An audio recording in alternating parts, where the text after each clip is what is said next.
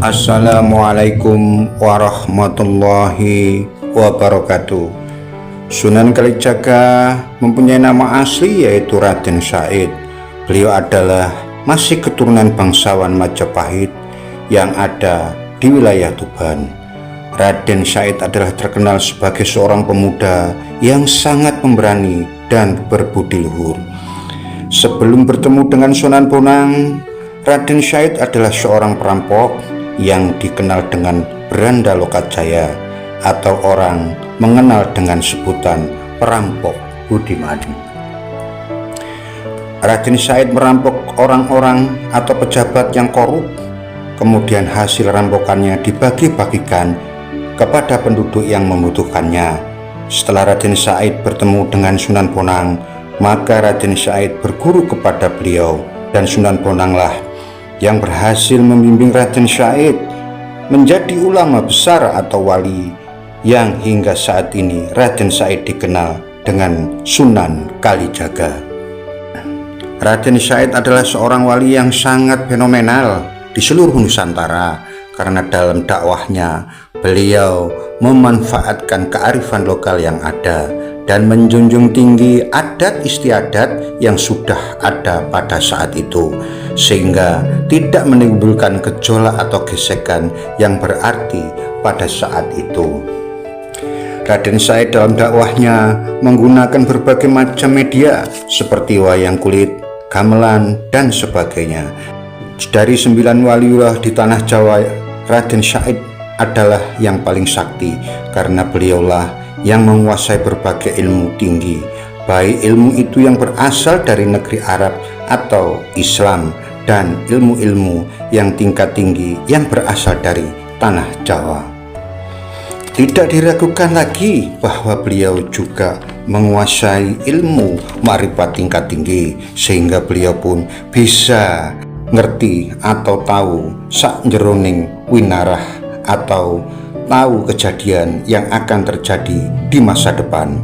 Raden Said selain ilmu agamanya mumpuni, beliau juga menjadi guru-guru dan penasihat raja-raja di tanah Jawa, mulai dari Sultan Demak, Sultan Pajang, hingga Raja Mataram Islam, dan termasuk Panembahan Senopati.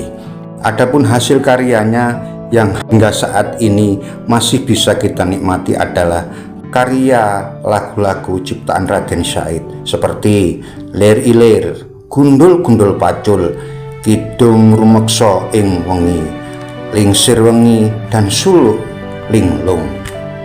Sedangkan cara berpakaian beliau sangat sederhana dan beliau selalu memakai baju model takwa yang memang melekat pada kebudayaan Jawa dan selalu memakai belangkon. Karena prinsip beliau bahwa beliau ingin mengajak orang Jawa masuk Islam, maka beliau harus mengikuti adat dan tradisi orang Jawa pada saat itu, sehingga tidak terjadi gejolak di masyarakat dan orang Jawa dapat dengan mudah diajak masuk Islam oleh Kanjeng Sunan Kalijaga. Di balik keagungan beliau masih ada suatu misteri yang belum terpecahkan hingga saat ini. Apakah itu? Mengenai usia beliau atau usia Sunan Kalijaga. Tidak ada satu sumber sejarah yang akurat tentang tanggal lahir dan wafatnya Sunan Kalijaga. Namun ada beberapa pendapat yang menyatakan tentang tanggal lahir dan wafatnya Kanjeng Sunan Kalijaga, walaupun pendapat tersebut agak berbeda-beda. Yang pertama, Sunan Kalijaga berumur 142 tahun, lahir pada tahun 1450 dan wafat pada tahun 1592. Dan hal ini perkiraan berdasarkan buku yang berjudul Sunan Kalijaga karya Yoyo Rahayu Basuki. Yang kedua, usia Sunan Kalijaga adalah 139 tahun. Beliau lahir pada tahun 1430, wafat pada 1549 Masehi, dan perkiraan ini berdasarkan buku Sunan Kalijaga dan Mitos Masjid Demak. Yang ketiga, Sunan Kalijaga berumur lebih dari 200 tahun dan dasar pendapat ini adalah babat Tuban. Dan catatan tersebut bahwa Sunan Kalijaga pernah bertemu dengan Raja Majapahit yang terakhir, yaitu Prabu Brawijaya. Kanjeng Sunan Kalijaga juga pernah menjadi penasehat Panembahan Senopati, Raja Mataram Islam. Dari penelusuran tersebutlah maka ada yang menarik kesimpulan bahwa Sunan Kalijaga diperkirakan berusia lebih dari 200 tahun. Menurut beberapa sumber, Sunan Kalijaga wafat setelah menyelesaikan pembangunan Masjid Demak. Sunan Kalijaga dimakamkan di Kadilangu dan hal tersebut menjadi bukti bersatunya para ulama dan umaro. Kadilangu dan Masjid Demak seakan-akan tidak terpisahkan dengan sejarah Islam di Jawa. Ada versi lain yang menyebutkan bahwa Sunan Kalijaga wafatnya karena sakit kepala, dan menurut naskah Keta Singa, di hari tuanya Sunan Kalijaga tinggal di Kesultanan Cirebon. Pada suatu hari beliau sakit kepala. Beliau ditemani dua punokawannya yang setia, yaitu Memek dan Ki Cengal.